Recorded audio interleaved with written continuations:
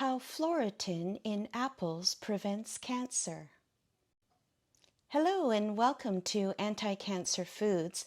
The goal of our channel is to study the science behind the specific abilities of different foods to prevent cancer.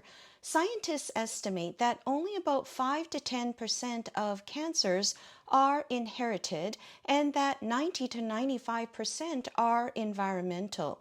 The great news then is that most cancers are preventable with lifestyle changes. It's not just bad luck with genes. The focus of today's video is on the biochemical properties of Phloretin, a polyphenol that can be found in apples. This article focuses on the anti-cancer properties of Phloretin. Cancer is a disease in which some of the body's cells grow uncontrollably and spread to other parts of the body. It's a complex process, and certain compounds in our foods can inhibit this uncontrollable growth or even kill the cancer cells. The article notes that the key driving forces for all the cancer-related biochemical changes are the persistent oxidative stresses on cells and tissues, leading to cellular transformations. Therefore, decreasing oxidative damage to cells and mitigating inflammation can help prevent tumor development and progression. The researchers reviewed the biochemistry behind the anti-inflammatory and anti-cancer effects of Phloretin. They note that the antioxidative properties of Phloretin reduces the carcinogenic damage to DNA or proteins and also can inhibit the inflammatory signaling pathways.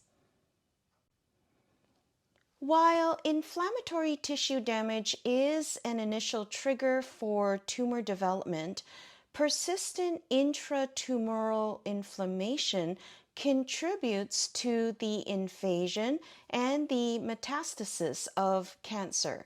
Phloretin exerts anti-cancer effects by curbing this inflammatory response.